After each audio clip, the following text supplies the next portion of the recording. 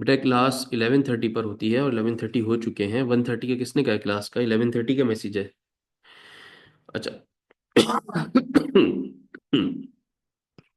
Last time हम जो topic पढ़ रहे थे उसका नाम था theories of covalent bond. Covalent bond की थ्योरीज हमने पढ़नी थी, जो हमारा एमडीके डीकेट का कॉमन टॉपिक है। और उसमें स्टार्टिंग में पहले मैंने क्लासिकल केमिस्ट्री का पढ़ा दिया था कि आयनिक बॉन्ड क्या होता है, कोवेलेंट बॉन्ड क्या होता है, कोऑर्डिनेट कोवेलेंट बॉन्ड क्या होता है, बेसिकली केमिकल बॉन्ड का मतलब क्या होता है, सबकी प्रॉपर्टीज वगैरह कुछ एमसीक्यू हमने देख लिए थे। फिर हम आए थे मॉडर्न केमिस्ट्री के ऊपर। मॉडर्न केमिस्ट्री में आते ही हमने टाइप्स ऑफ बॉन्ड पढ़े थे कि कोवलेंट बॉन्ड के अंदर फर्दर हमारे पास टाइप्स ऑफ बॉन्ड क्या होते हैं। तो हमें पता चला कि टाइप्स ऑफ बॉन्ड दो किस्म के होते हैं, एक सिग्मा बॉन्ड होता है, दूसरा पाई बॉन्ड होता है। सिग्मा बॉन्ड का क्या पर्पस होता है, पाई बॉन्ड क्या होता है, तो हमने सिग्मा बॉन्ड और पाई बॉन्ड की डेफिनेशन पढ़ी थी। ठीक है। इसके बाद बेटा मेरी आवाज कम आ रही है क्या आप लोगों को? बेटे आवाज क्या कम आ रही है? एक मिनट मैं चेक कर लेता हूँ, कोई मसला नहीं है।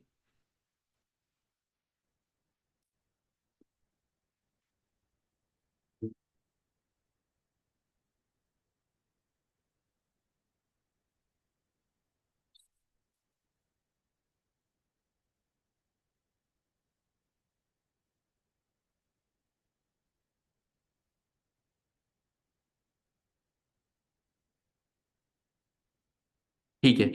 ठीक है बेटा, सही है। आवाज मैंने सही कर दी, अब जिनको कम आ रही होगी वो सही आ जाएगी। ओके। तो हमने सिग्मा बॉन्ड पाई बॉन्ड पढ़ा। उसके बाद हमने एक टॉपिक स्टार्ट किया था हाइब्रिडाइजेशन का, एटॉमिक ऑर्बिटल हाइब्रिडाइजेशन या सिंपल हाइब्रिडाइजेशन। इस टॉपिक को स्टार्ट करके हमने भी थोड़ा सा पढ़ा ही था और हमारी क्लास एंड हो गई थी, तो हम यहाँ से स्टार्ट कर देते हैं और पढ़ लेते हैं। हाइब्रिडाइजेशन होता क्या है, मैंने आपको लास्ट टाइम बताया था कि जब भी केमिकल बॉन्ड बनने लगता है तो केमिकल बॉन्डिंग बनने से पहले ऑर्बिटल्स की जो मिक्सिंग होती है, मिक्सिंग ऑफ ऑर्बिटल्स के प्रोसेस को हम क्या बोलते हैं? हाइब्रिडाइजेशन बोलते हैं। अब मिक्सिंग ऑफ ऑर्बिटल्स क्यों रिक्वायर्ड होती है, ये मैंने आपको बताया था कि हर ऑर्बिटल का अपना शेप, अपनी एनर्जी, अपनी ओरिएंटेशन होती है। आप इन ऑर्बिटल्स को जिनका डिफरेंट शेप है, डिफरेंट एनर्जी है, इनको मिक्स करके इक्विवेलेंट नंबर ऑफ सेम या न्यू ऑर्बिटल्स बनाते हैं जिनका शेप और जिनकी एनर्जी क्या हो जाती है? सेम हो जाती है। तो इस प्रोसेस को आप क्या बोलते हैं? हाइब्रिडाइजेशन बोलते हैं। जैसे हमने कार्बन की बात की थी कि कार्बन के अराउंड 4 ऑर्बिटल्स हैं जो कि उसके वैलेंस शेल में पाए जाते हैं। वो 4 ऑर्बिटल्स कौन से हैं कार्बन के? एक है आपके पास 2s, एक है 2px, एक है 2py और एक है 2pz। सबकी एनर्जी, सबका जो शेप है वो क्या है? डिफरेंट है। कार्बन क्या करता है, जब वो हाइड्रोजन से बॉन्ड बनाने के लिए जाता है तो हाइड्रोजन उसको बोलता है मैं उस सूरत में बॉन्ड बनाऊंगा जब बॉन्डिंग ऑर्बिटल सारे एक जैसे होंगे। अभी बॉन्डिंग ऑर्बिटल सारे डिफरेंट है, आपको नजर आ रहा है। 2s spherical shape, 2px dumbbell है जो कि एक्स ओरिएंटेशन पर है, 2py वाई ओरिएंटेशन पे है, z जो है वो z एक्सिस के ऊपर है। तो हाइड्रोजन बोलता है मुझे डिफरेंट ऑर्बिटल्स नहीं चाहिए, मैं बॉन्ड बनाऊंगा उस सूरत में जब आपके ऑर्बिटल सारे क्या होंगे? सिमिलर होंगे। तो कार्बन क्या करता है? कार्बन सारे ऑर्बिटल्स को उठाता है और सारे ऑर्बिटल्स को उठाकर मिक्स कर देता है। Mixing of orbitals to form equivalent number of similar orbitals. Equivalent number से बेटा लाजमी याद रखिएगा कि मैं 4 ऑर्बिटल्स मिक्स कर रहा हूं, तो नए ऑर्बिटल्स जो बनेंगे वो भी कितने बनेंगे? 4। राइट हैंड साइड पे एक छोटी सी डायग्राम नजर आ रही होगी।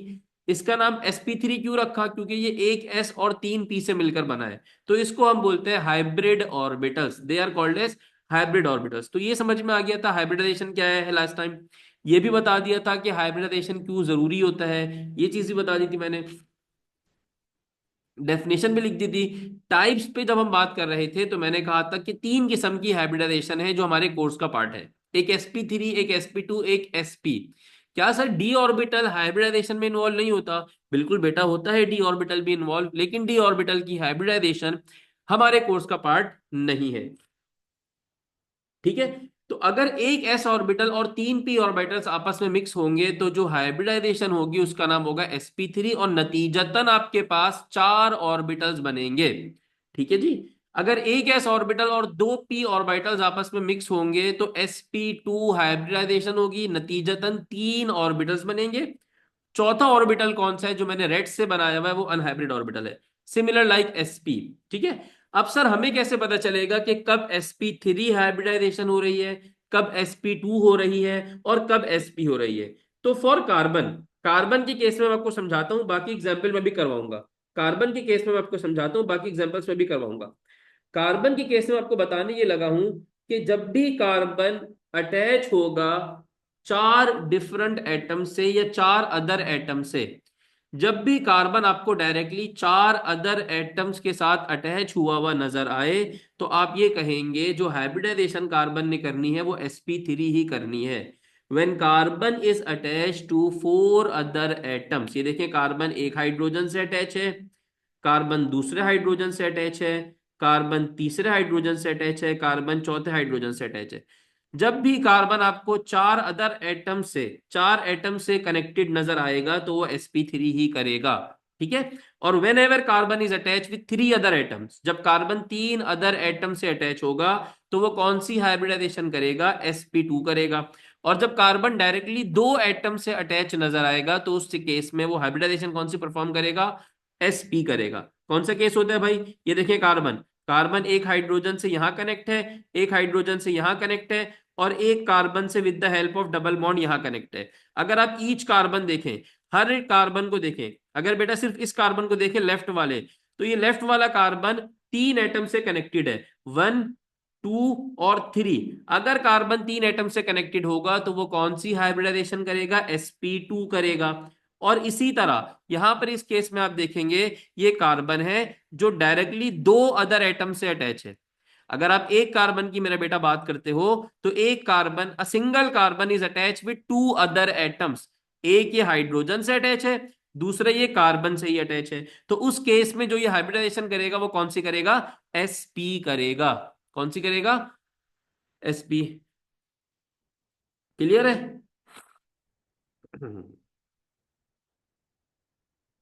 ओके जी। आवाज आ गई मेरी बेटा, आवाज आ रही मेरी?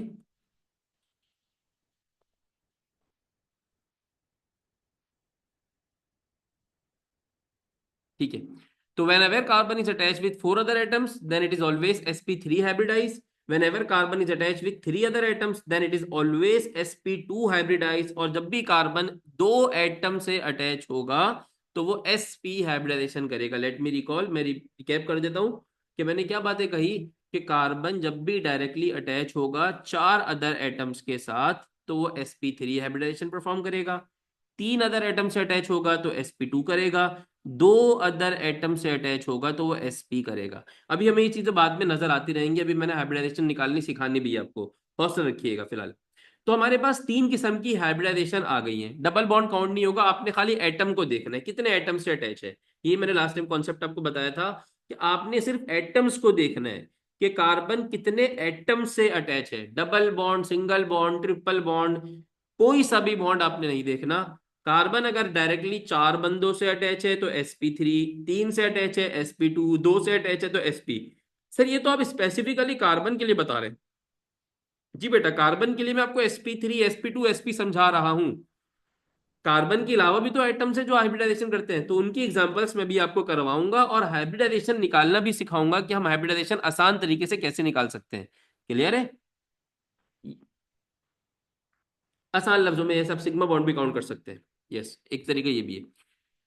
अच्छा जनाब, अब हमारे पास तीन किस्म की हाइब्रिडाइजेशन सामने आ गई है। एक कौन सी आ गई है सर, sp3, एक कौन सी आ गई है सर, sp2, और एक कौन सी आ गई है सर, sp। तो तीनों की अपनी अपनी छोटी छोटी प्रॉपर्टीज हैं, वो प्रॉपर्टीज ही बेटा आप लोग देख लीजिएगा, लाजमी याद रख लीजिएगा।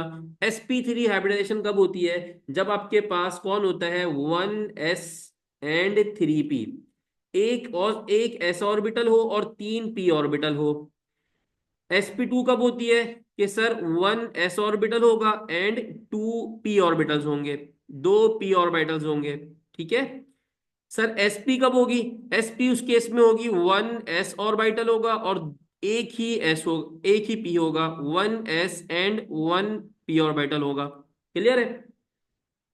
sp3 के केस में होता क्या है, आप बोलते हो सर s की जो परसेंटेज है वो 25% है, क्योंकि एक s है टोटल 100% में से, और p की जो परसेंटेज है वो 75% p ऑर्बिटल होगा। s के केस में 25% s कैरेक्टर और 75% p कैरेक्टर।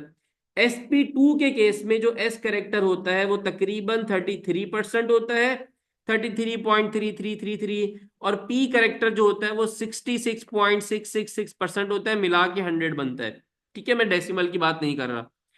इसी तरह एस और पी के अंदर जो होता है एस करेक्टर होगा 1 एस एंड 1 पी, तो एस करेक्टर होता है 50%, और जो पी करेक्टर होता है वो कितना होता है, वो भी 50% होता है। ठीक है, तो ये इनके करेक्टर्स की बात कर ली हमने।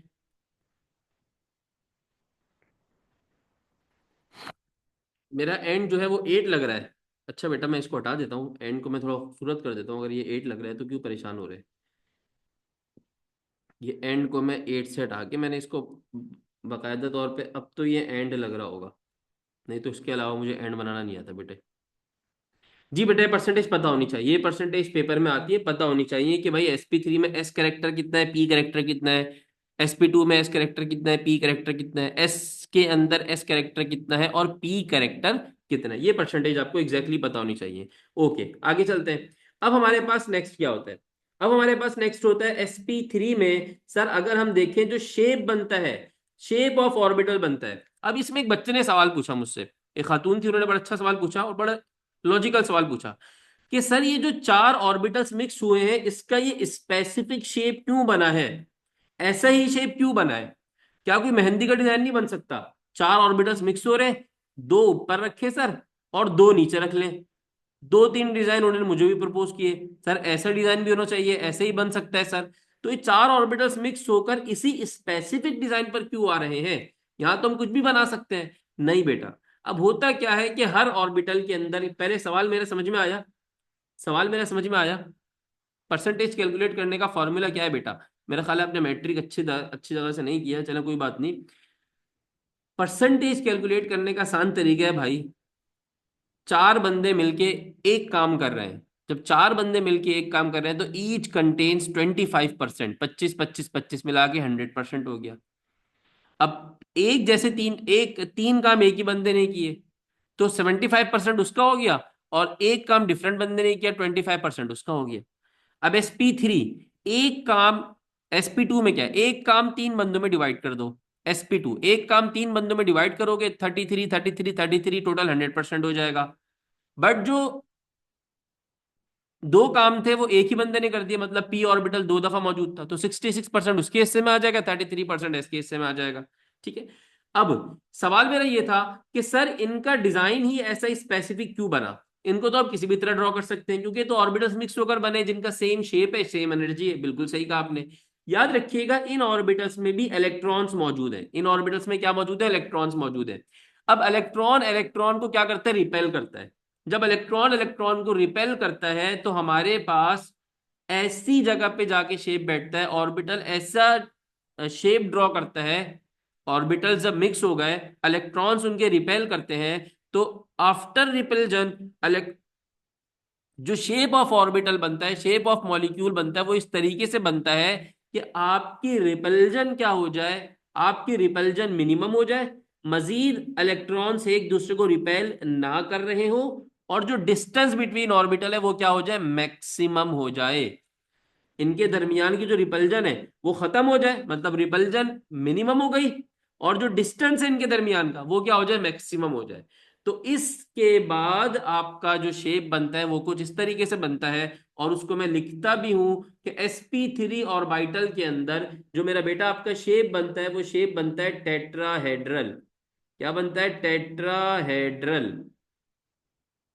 और उसका जो एंगल होता है वो होता है 109.28 डिग्री, 109.28 डिग्री एग्जैक्टली।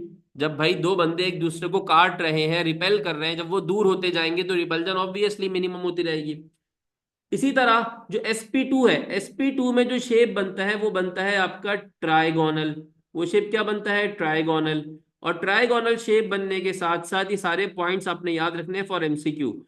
जो एंगल होता है वो एंगल होता है 120 डिग्री। इसी तरह जो sp होता है, sp के अंदर मेरा बेटा जो शेप बनता है वो शेप होता है लीनियर। और जो एंगल होता है वो एंगल होता है इनका ऑर्बिटल्स के दरमियान का जो एंगल होता है वो एंगल होता है 180 डिग्री। वो एंगल क्या होता है, 180 डिग्री। ठीक है, एस एन पी करेक्टर देख लिया हमने, ज्योमेट्री देख ली हमने, एंगल देख लिया। तो this is the common things, ये कॉमन थिंग्स है। अब इसकी एग्जांपल क्या है, एग्जाम्पल के अंदर अगर आप sp3 की बात करोगे तो C2H6 में जो हाइब्रिडाइजेशन कार्बन करेगा वो sp3 करेगा। इसकी एग्जांपल हो जाएगी C2H4 में जो हाइब्रिडाइजेशन करेगा वो हाइब्रिडाइजेशन क्या करेगा, sp2 करेगा। ये इथेन है। इसी तरह ये कुछ भी नहीं है, ये इथीन है। और लास्ट वन आपका जो है वो लिख लेता हूं मैं, इथाइन, C2H2।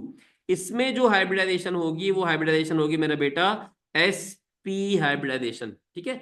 s और p करेक्टर क्या है कि जो हाइब्रिड ऑर्बिटल बने हैं वो किससे मिलके बने, एस से और पी से।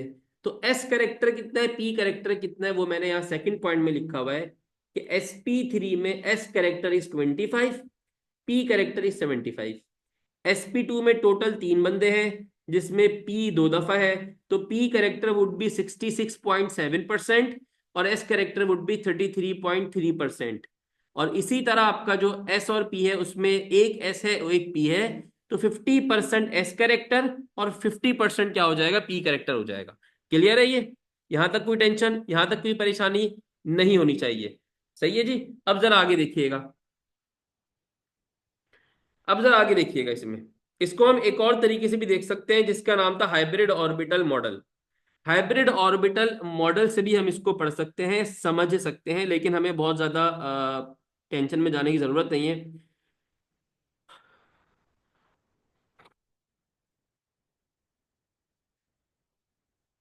वो समझने का तरीका क्या होता है, वो समझने का तरीका क्या होता है जरा देखिएगा। अब मैं आपको कराने जा रहा हूँ।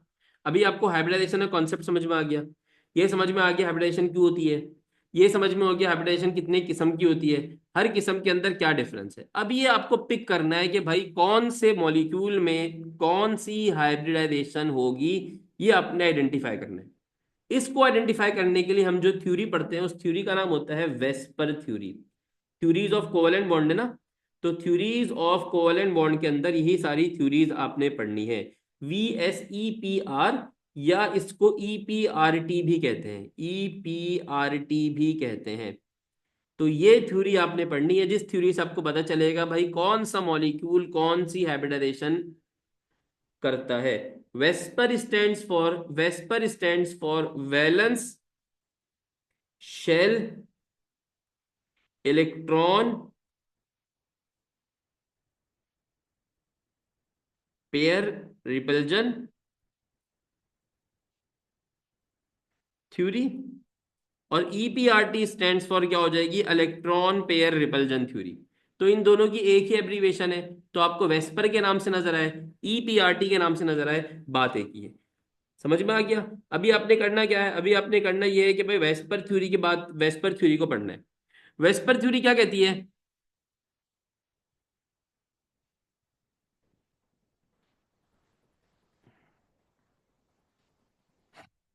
बेटा, 109.28 डिग्री भी किसी किताबों के अंदर लिखा हुआ है, 109.5 डिग्री भी लिखा हुआ है। तो आप सिंध बोर्ड को फॉर अपनी रेलिवेंट बोर्ड को रेफर कर लें। 109.28 डिग्री भी लिखा होता है, 109.5 डिग्री भी लिखा हुआ होता है। अब मैं इसको बता देता हूँ, 109.28 डिग्री और 109.5 डिग्री। आपने क्या करना है, अपनी किताब को फॉलो करना है। ठीक है, आपने सिर्फ अपनी बुक को फॉलो करना है, एज पर योर बुक, जो आपकी बुक के अंदर लिखा हुआ है आपने वो लिखनी है। ठीक है, अगर आपकी किताब के अंदर 109.5 लिखा हुआ है तो वो लिख लें, और अगर 109.28 लिखा हुआ है तो वो लिख लें। ठीक है, तो ऐसा कोई मसला नहीं है, बहुत मिनिमल डिफरेंस है ये, तो इससे कोई एरर जनरेट नहीं होता। आ जाए, अब हम आते हैं वेस्पर थ्योरी पर। सब मेरे साथ चल रहे हैं, पहले मुझे बता दीजिएगा। नेशनल एमटीकेट होगा ना, फेडरल को फॉलो करें, नेशनल एमटीकेट में फेडरल को फॉलो करना है, फेडरल में 109.5 लिखा हुआ है। अच्छा मेरा बेटा, valence shell electron pair repulsion theory, यहां तक मेरे चंदा बेटा आप लोग साथ चल रहे हैं। सबसे पहले याद रखिएगा, जब भी valence shell electron pair repulsion theory की बात करते हैं तो यहाँ पे एक कॉन्सेप्ट आता है बॉन्ड पेयर और लोन पेयर। और ऑल्दो ये कॉन्सेप्ट मैंने आपको पहले दे दिया है, मैं रिपीट करूंगा यहाँ पर। समझे, अगर मैं बात करता हूँ नाइट्रोजन की, बल्कि नाइट्रोजन की भी नहीं, ऑक्सीजन की बात करता हूँ, oxygen having atomic number 8, atomic number 8 है।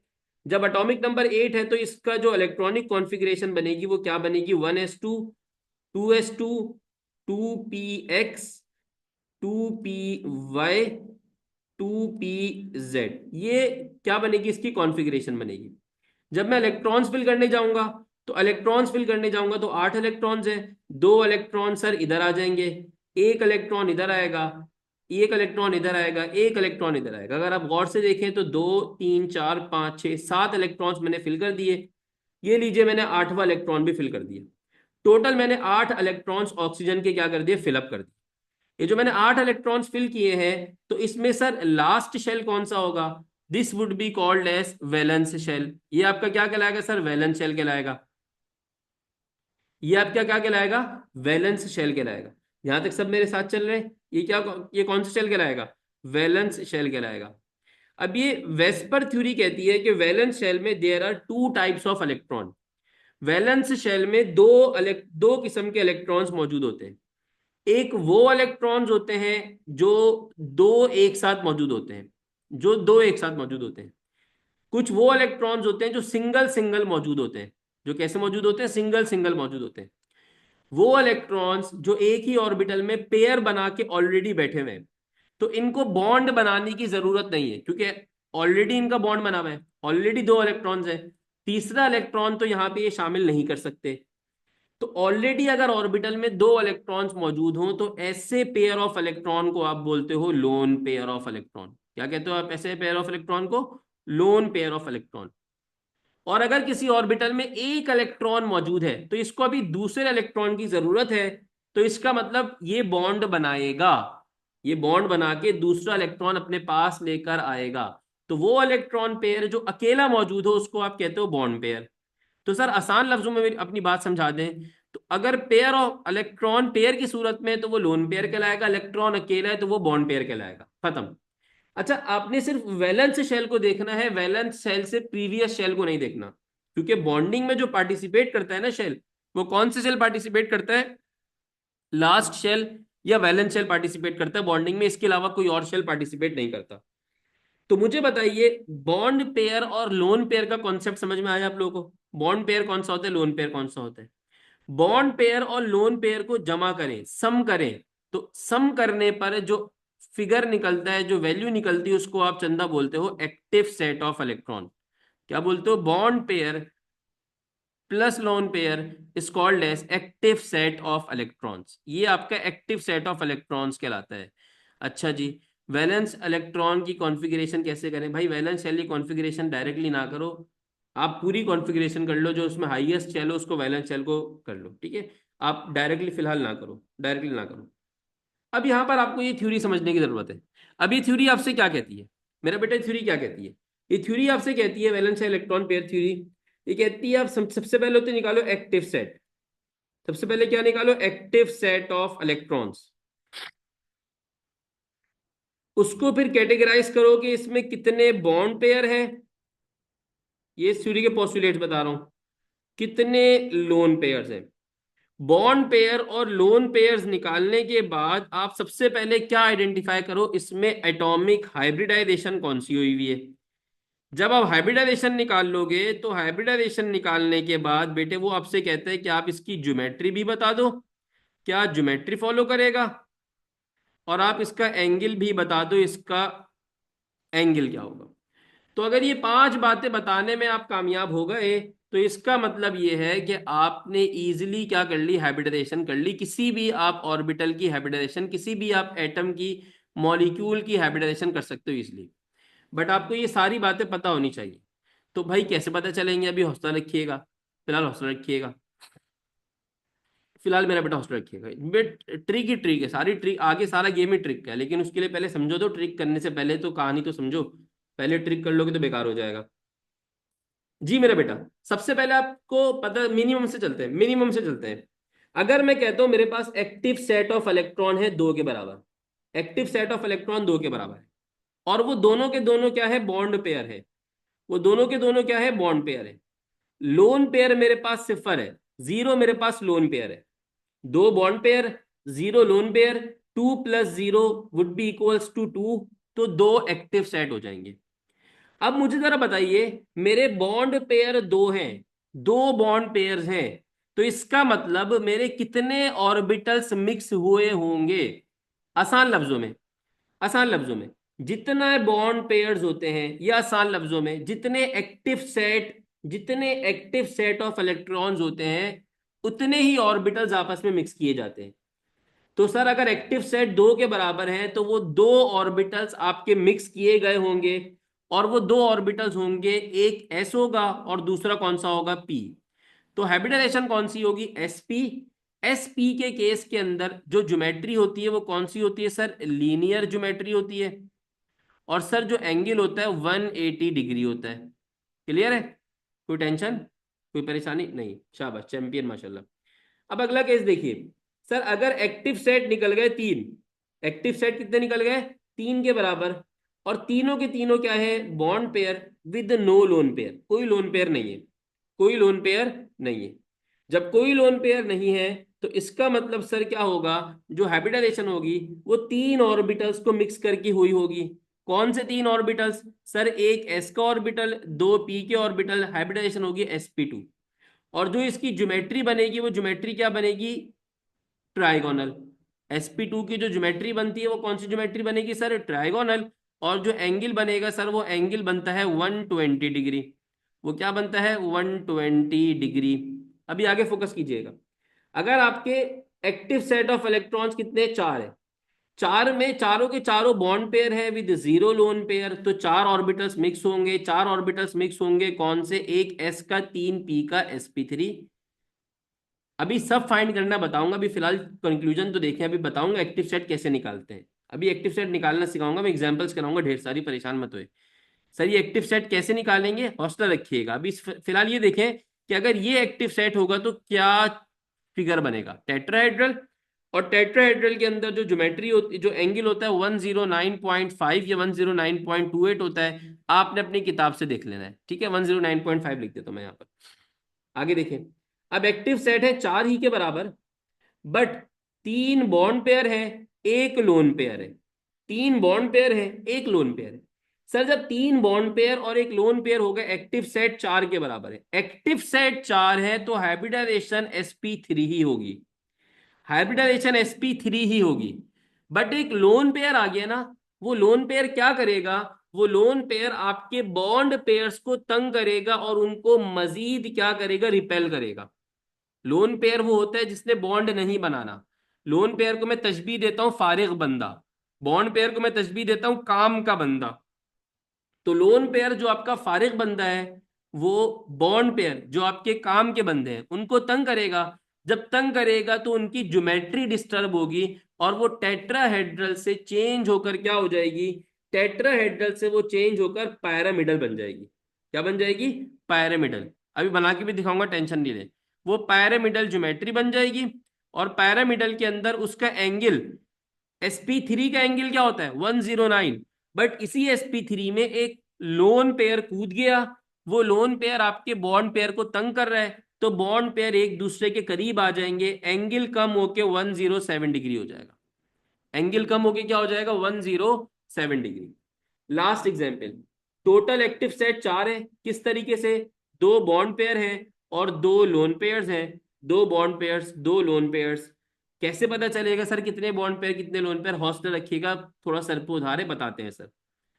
सर टोटल एक्टिव सेट चार है, जब एक्टिव सेट चार है तो जो हाइब्रिडाइजेशन होगी वो चार ऑर्बिटल्स को मिक्स करके होगी sp3। अब इसमें दो लोन पेयर है,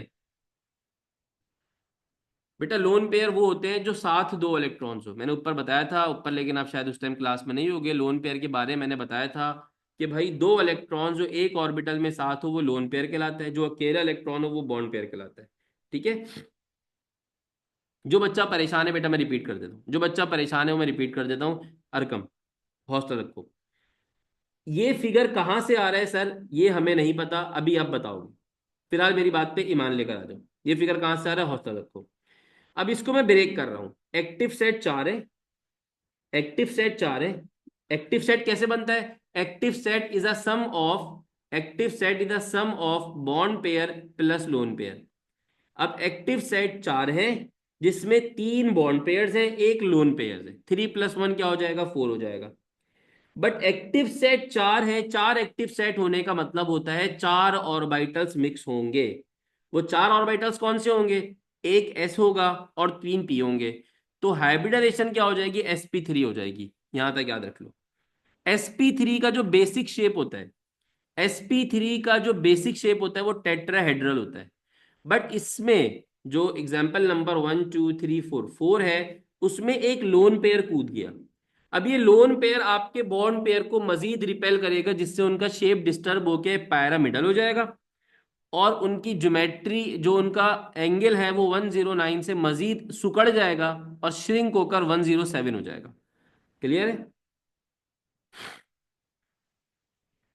जी बेटा, ये तीन बॉन्ड पेयर एक लोन पेयर वाला केस मैंने समझा दिया। Point number 1, point number 2, point number 3, point number 4 में आपकी बात समझा दी। पॉइंट नंबर 5 में जरा मेरा साथ दीजिएगा। मैंने कहा एक्टिव सेट 4 है, मतलब sp3 हाइब्रिडाइजेशन। बट इस एक्टिव सेट में दो बॉन्ड पेयर्स हैं, दो लोन पेयर्स हैं। अभी मैं एग्जांपल करवाता हूं। तो दो बॉन्ड पेयर दो लोन पेयर्स का मतलब आपकी हाइब्रिडाइजेशन जो हो जाएगी वो sp3 होगी। बट आपका शेप इन दो लोन पेयर्स की वजह से मजीद श्रिंक हो गए। उस शेप को आप बोलोगे एंगुलर शेप बोलते हो, या इसको आप बेंड शेप बोलते हो। एंगुलर कहते हो या इसको बेंड शेप भी कहते हो, ठीक है। एंगुलर और बेंड कहते हो। एंगल मजीद रिड्यूस होके 104.28 डिग्री हो जाता है। एंगल मजीद रिड्यूस होता है और रिड्यूस होके 104.28 डिग्री होता है। अभी मैं ये केस समझाऊंगा तो बात समझ में आएगी। ये मैंने अपने चार्ट बता दिया, ये मैंने अपना चार्ट बता दिया। इस चार्ट को आपने ध्यान में रखना है। इस चार्ट की मदद से भी आप क्या करोगे, हौसला रखो। ये चार्ट में अगर आखिरी दो पॉइंट नहीं भी समझ में आए तो कोई टेंशन नहीं है, फिलहाल इस पे फोकस करो जो मैं समझाने चाह रहा हूँ। वो कहता है भाई NH3 के बारे में कुछ रियलिटी बताओ। NH3 की कुछ रियलिटी बताओ। तो NH3 की रियलिटी देखते हैं। इसमें सेंट्रल एटम कौन है, नाइट्रोजन। नाइट्रोजन एक दफा है तो नाइट्रोजन हाइब्रिडाइजेशन करेगा। नाइट्रोजन का एटॉमिक नंबर क्या होता है, 7 होता है। 7 के इलेक्ट्रॉनिक कॉन्फ़िगरेशन करेंगे तो क्या होगी बेटा, जल्दी जल्दी मेरे साथ करें ये काम। 1s2, 2s2, 2px, 2py और 2pz। ठीक है। एक इलेक्ट्रॉन x में होगा, एक y में होगा, एक z में होगा। 7 इलेक्ट्रॉन डिस्ट्रीब्यूट हो गए, 2 2 4, 4 1 5, 6 और 7। नहीं, 5 में नहीं होगा। 5 वाले केस में डी ऑर्बिटल भी इन्वॉल्व होता है। डी वाली हाइब्रिडाइजेशन हमारे कोर्स में नहीं है। ठीक है, डी वाली हमारे कोर्स में नहीं है। ये इसका कौन सा शेल होगा, ये इसका कौन सा शेल होगा बेटे, ये इसका होगा वैलेंस शेल। कौन सा शेल होगा, वैलेंस शेल होगा। क्लियर है? अब नाइट्रोजन क्या करेगा, अब नाइट्रोजन क्या करेगा, एक s ऑर्बिटल को तीन p ऑर्बिटल को मिक्स करेगा और sp3 हाइब्रिडाइजेशन करेगा। नाइट्रोजन को तीन हाइड्रोजन से कनेक्ट होना है, तो वो एक s ऑर्बिटल को तीन p ऑर्बिटल को मिक्स करेगा और sp3 हाइब्रिडाइजेशन करेगा। जब चार नए ऑर्बिटल्स बनेंगे तो उनमें एक ऑर्बिटल मान लें इस तरीके से होगा, नलिल्ला।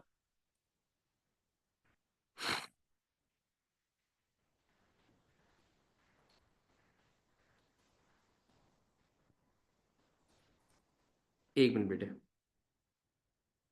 वो जो चार ऑर्बिटल्स मिक्स होके बनेंगे उनमें एक ऑर्बिटल कुछ इस तरीके से होगा।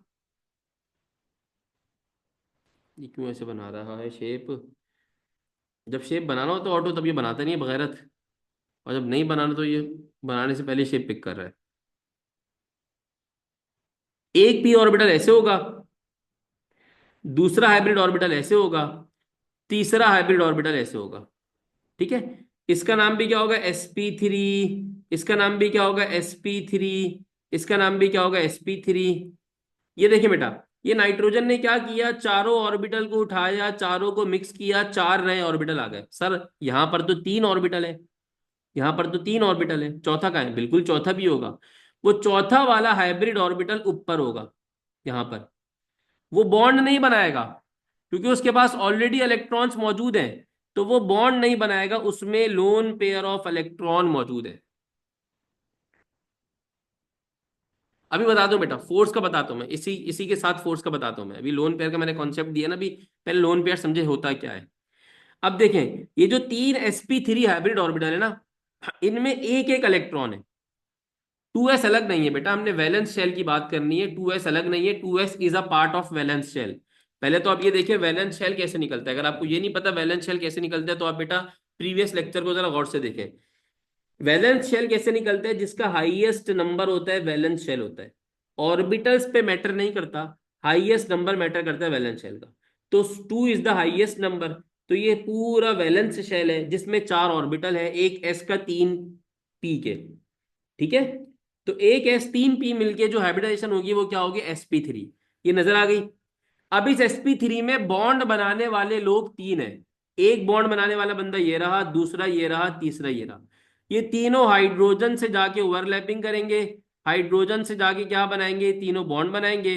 और कौन सा बॉन्ड बनाएंगे, सिग्मा बॉन्ड बनाएंगे। वो भी बात की बात है, जाने दे। इन तीनों ने हाइड्रोजन से जाके अटैचमेंट शो की, हाइड्रोजन से जाके बॉन्ड बना लिया। ये जो चौथा वाला था ना, ये तो ऑलरेडी ये हाइड्रोजन का एस ऑर्बिटल है। ये जो चौथा वाला था ना, इसके पास ऑलरेडी 2 इलेक्ट्रॉन्स है। क्या इसको बॉन्ड बनाने की जरूरत है? ये जो चौथा ऑर्बिटल है, ये चौथा हाइब्रिड ऑर्बिटल है, क्या इसको बॉन्ड बनाने की जरूरत है, हाँ या ना में जवाब दे। सर कैसे पता चला? क्योंकि बॉन्ड वो बनाता है जिसके पास एक इलेक्ट्रॉन होता है। इसके पास ऑलरेडी 2 इलेक्ट्रॉन्स मौजूद हैं, तो ये बॉन्ड बनाने की जरूरत नहीं है। ये हाइब्रिड ऑर्बिटल तो है, बट ये क्या कहलाएगा, लोन पेयर कहलाएगा। क्या कहलाएगा मेरा बेटा, ये लोन पेयर। और ये वाले पेयर कौन से कहलाएंगे मेरा बेटा, बॉन्ड पेयर्स कहलाएंगे। क्या कहलाएंगे ये, बॉन्ड पेयर्स कहलाएंगे। समझने के लिए, समझने के लिए, समझने के लिए सिर्फ मैं कह रहा हूं, ये होता है फारिग बंदा, जो ना काम का ना काज का, दूसरों को भी तंग करता है। समझने के लिए मैं कह रहा हूं, ये है काम का बंदा, जो अपने काम से काम रखता है, अपने मतलब से मतलब रखता है।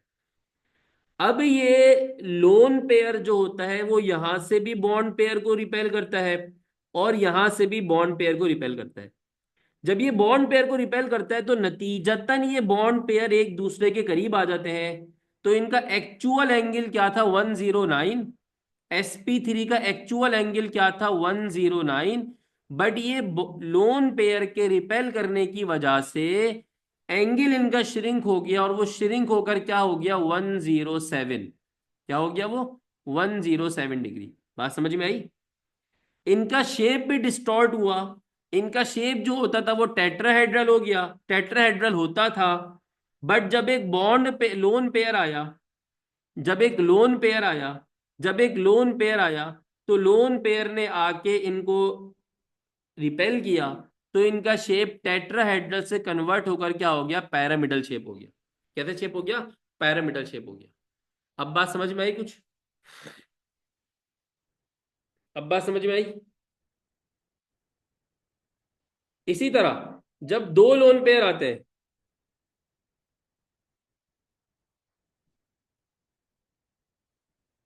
इसी तरह जब 2 लोन पेयर आते हैं, तो एंगल और कम हो जाता है, 104 हो जाता है।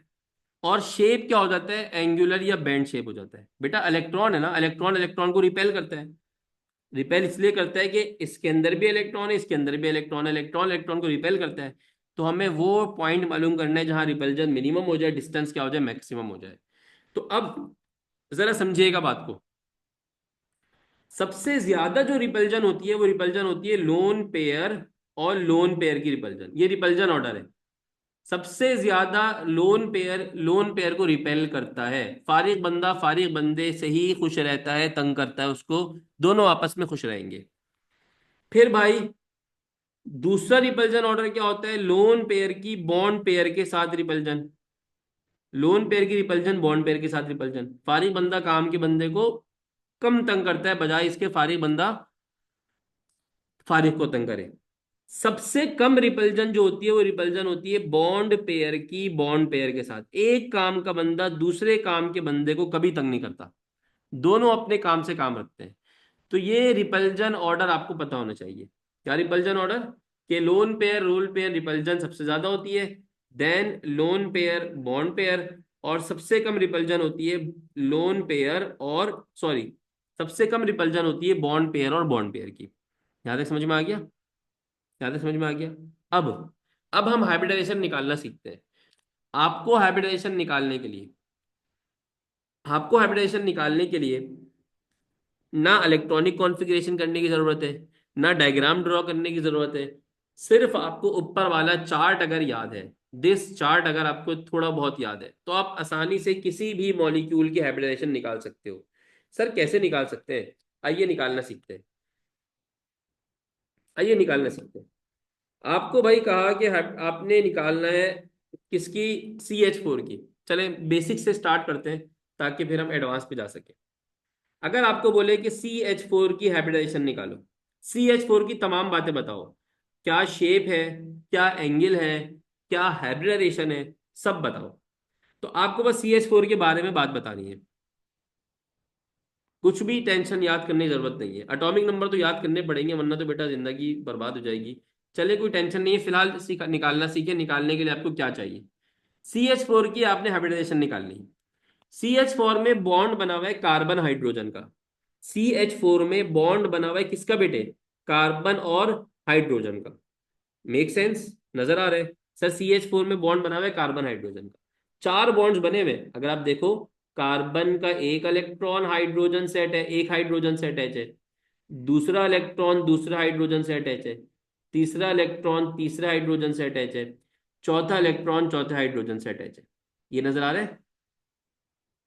ये सबसे सिंपल तरीका है हाइब्रिडाइजेशन निकालने का। ढंग से समझ लेना, परेशान मत हो। कार्बन हाइड्रोजन में चार बॉन्ड बने हुए हैं कि एक कार्बन डायरेक्टली चार हाइड्रोजन से अटैच है। यस सर ऐसा ही है। एक कार्बन एक हाइड्रोजन से, दूसरा कार्बन सॉरी, कार्बन का दूसरा इलेक्ट्रॉन दूसरा हाइड्रोजन से, कार्बन का तीसरा इलेक्ट्रॉन तीसरा हाइड्रोजन से, कार्बन का चौथा इलेक्ट्रॉन चौथा हाइड्रोजन से अटैच है। अगर मैं यहाँ पे कहूं क्या कार्बन के वैलेंस शेल में कोई पांचवा इलेक्ट्रॉन होता है? नहीं, नहीं होता। सर हमें कैसे पता चलेगा नहीं होता? कार्बन का एटॉमिक नंबर होता है 6। कार्बन का एटॉमिक नंबर होता है 6। पहले शेल में दो इलेक्ट्रॉन, वैलेंस शेल में चार इलेक्ट्रॉन। और वैलेंस शेल के चारों इलेक्ट्रॉन आपको यहां बने हुए नजर आ रहे हैं। जब चारों इलेक्ट्रॉन नजर आ रहे हैं तो कार्बन का पीछे कोई इलेक्ट्रॉन नहीं बचा। तो अब इसका ट्रूथ क्या बनेगा? सर इसका ट्रूथ ये बनेगा कि यहां पर सर चार बॉन्ड पेयर्स है। यहां पर चार बॉन्ड पेयर्स है अगर आप देखें।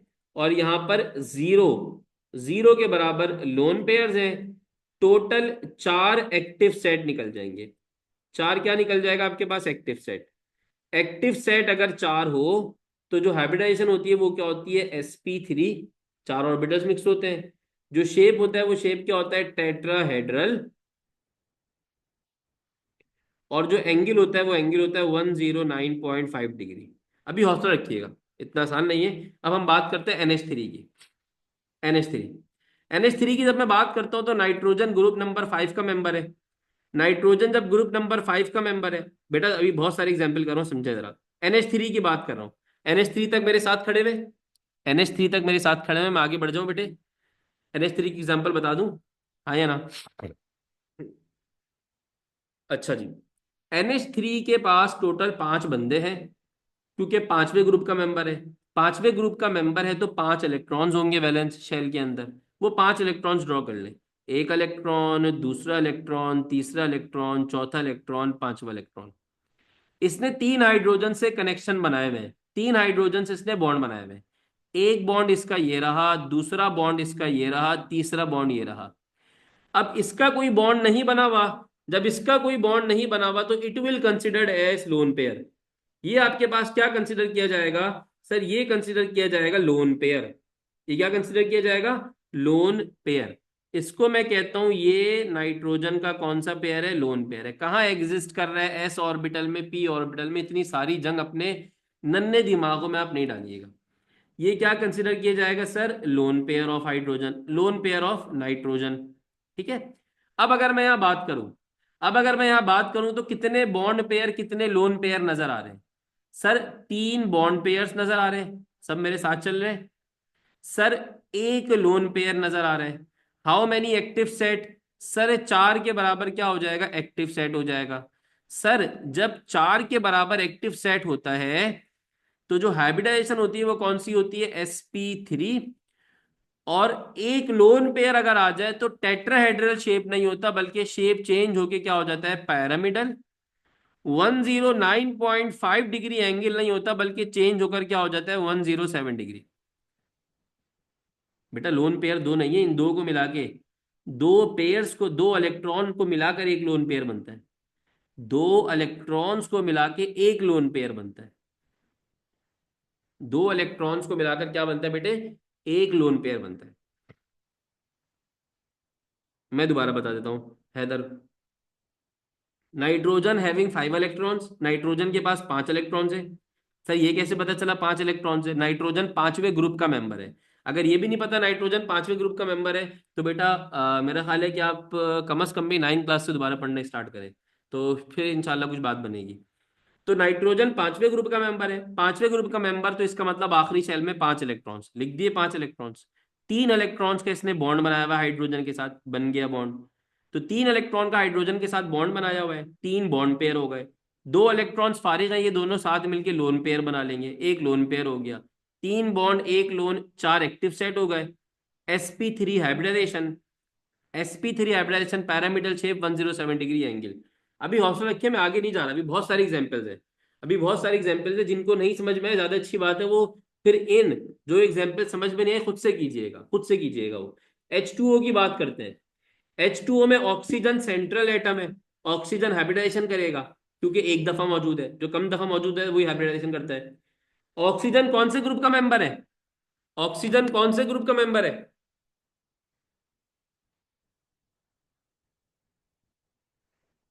8वें ग्रुप का मेंबर, शाबाश बेटा। ऑक्सीजन छठे ग्रुप का मेंबर है। जब छठे ग्रुप का मेंबर है तो इसके पास 6 इलेक्ट्रॉन्स होंगे, 1, 2, 3, 4, 5 और 6 6 इलेक्ट्रॉन्स है इसके पास।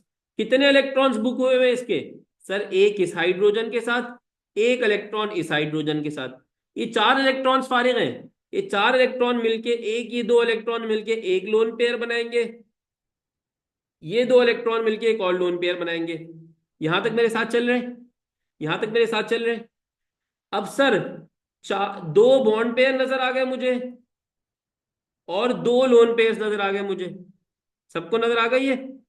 टोटल एक्टिव सेट कितने हो जाएंगे? 4 एक्टिव सेट हो जाएंगे।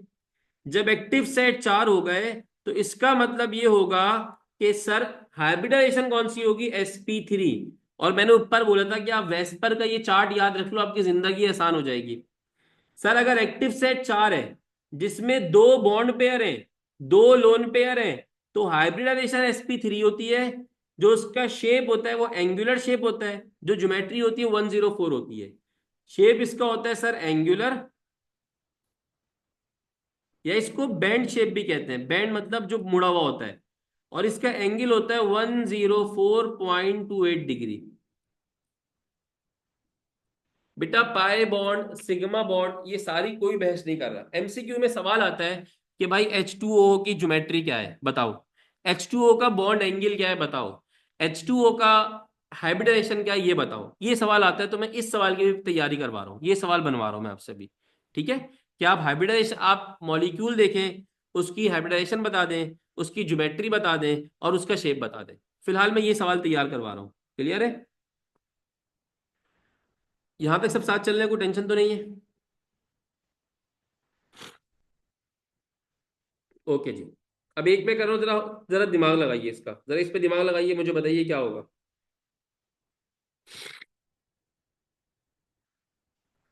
PCl3,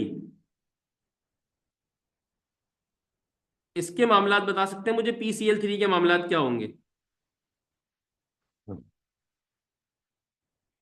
PCl3 के मामलात क्या होंगे बता सकते हैं? Phosphorus is a member of group number 5। Phosphorus group number 5 का मेंबर है। ग्रुप नंबर 5 का मेंबर होने का मतलब क्या है? कि इसके पास 5 इलेक्ट्रॉन्स होते हैं आखिरी शेल में। जब 5 इलेक्ट्रॉन्स होते हैं आखिरी शेल में, तो सर जी कोशिश करें, हिम्मत करें, NH3 के जैसे होगा। एक चैंपियन माशाल्लाह आ गया, ये कौन था? निशांत, शाबाश, चैंपियन माशाल्लाह। इसने PCl3 का मौलिक इंपेरिकल फॉर्मूला NH3 से मैच किया। इसने कहा ठीक सर ऐसे ही होगा। बिल्कुल सही बताया इसने। यहां पर अगर आप देखें कि PCl3 को आप पकड़ें, तो PCl3 के अंदर 5 इलेक्ट्रॉन्स होंगे, 1, 2, 3, 4 और 5। ठीक है? 3 से बॉन्ड बनाया हुआ होगा, और वो 3 बॉन्ड क्लोरीन से बने हुए हैं, हाइड्रोजन से नहीं बने हुए। यहाँ पे क्लोरीन 3 से बॉन्ड बना होगा। एक क्या कंसीडर होगा? सर 1 लोन पेयर कंसीडर होगा।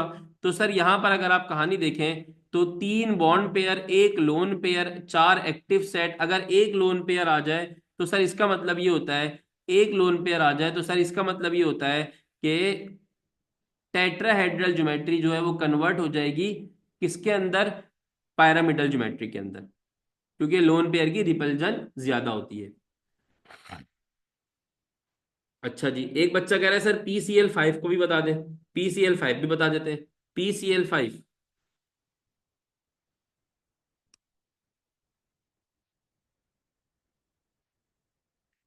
अब PCl5 के अंदर होता क्या है कि जो बॉन्ड पेयर होते हैं ना, वो 5 के बराबर हो जाते हैं। हमने जो बॉन्ड पेयर्स पढ़े वो खाली 4 तक पढ़े। हमने जो बॉन्ड पेयर्स पढ़े वो 4 तक पढ़े। ठीक है। तो यहाँ पे बॉन्ड पेयर 5 के बराबर हो जाते हैं।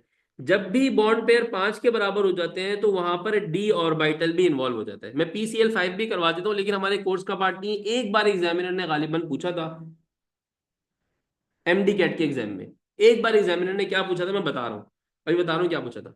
फिलहाल इस पर आ जाए। फिलहाल मुझे सारी हिस्ट्री पता है SO2 की।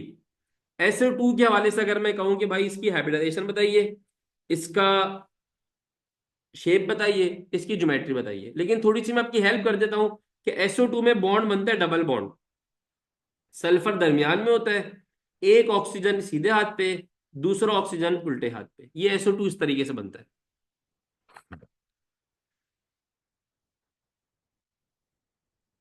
अब जो कह रहे हैं इसकी वाटर जैसी ज्योमेट्री होगी, तो वो थोड़ा सा गलत है। जो कह रहा है इसकी, इसको आपने H2O बना दिया, तो H2O different, SO2 is different. H2S is like water. अगर आप बोलते हैं ना वाटर जैसा कौन है, तो वाटर जैसा होता है H2S, वो कीजिएगा आप। H2S is like a water, but SO2 is different. अब SO2 में मेन एलिमेंट कौन है, सल्फर। अच्छा एक बात मुझे बताएं, ये मेन एलिमेंट तो आपको निकालना आता है ना, कि भाई जो हाइब्रिडाइजेशन करेगा वो कैसे निकलेगा, जो कम तादाद में होगा। जो कम तादाद में होगा, जो जुड़ने वाला एटम होगा वो ज्यादा तादाद में होगा। तो यहाँ मेन एटम कौन है, सल्फर। सल्फर ग्रुप नंबर 6 का मेंबर है। जब सल्फर ग्रुप नंबर 6 का मेंबर है तो वो 6 इलेक्ट्रॉन्स रखता है। एक इलेक्ट्रॉन, दूसरा इलेक्ट्रॉन, तीसरा इलेक्ट्रॉन, चौथा इलेक्ट्रॉन, पांचवा और छठा इलेक्ट्रॉन। अब ये किससे जुड़ा हुआ है, ऑक्सीजन से जुड़ा हुआ है। जब ये ऑक्सीजन से जुड़ा हुआ है तो ऑक्सीजन ने डबल बॉन्ड बनाया हुआ है। मतलब एक ऑक्सीजन को सल्फर के 2 इलेक्ट्रॉन्स चाहिए। इससे पहले वाले तमाम केसेस में हमने सिंगल बॉन्ड देखा है। CH4 में सारे सिंगल बॉन्ड है, NH3 में सारे सिंगल बॉन्ड है, तो एक हाइड्रोजन को एक इलेक्ट्रॉन चाहिए। PCl3 में सिंगल बॉन्ड है, एक क्लोरीन को एक इलेक्ट्रॉन चाहिए। H2O में सिंगल बॉन्ड है, एक हाइड्रोजन को एक इलेक्ट्रॉन चाहिए। बट SO2 में डबल बॉन्ड है। डबल बॉन्ड का कॉन्सेप्ट क्या है, कि एक ऑक्सीजन को 2 सल्फर चाहिए। एक ऑक्सीजन को 2 सल्फर के इलेक्ट्रॉन चाहिए। तो एक ऑक्सीजन को स्टेबल करने के लिए आपके कितने इलेक्ट्रॉन्स चाहिए, 2 इलेक्ट्रॉन्स सल्फर के चाहिए। तो ये 2 इलेक्ट्रॉन सल्फर के एक ऑक्सीजन को स्टेबल करेंगे। अगले 2 इलेक्ट्रॉन्स क्या करेंगे, दूसरे ऑक्सीजन को स्टेबल करेंगे। हाँ, अब ये सवाल पूछा है जवानों वाला, कि सर हमें कैसे पता चलेगा डबल बॉन्ड है।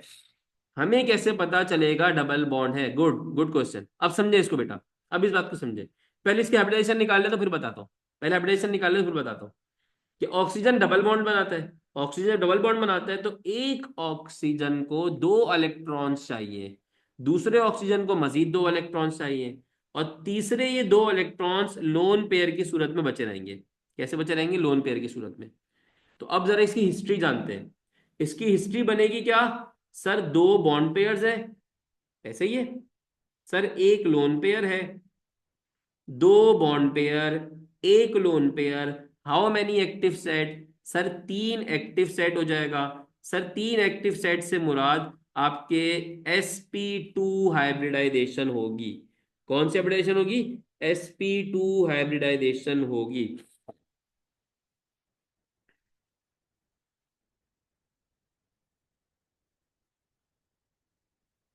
अब ये जो sp2 हाइब्रिडाइजेशन होगी बेटा,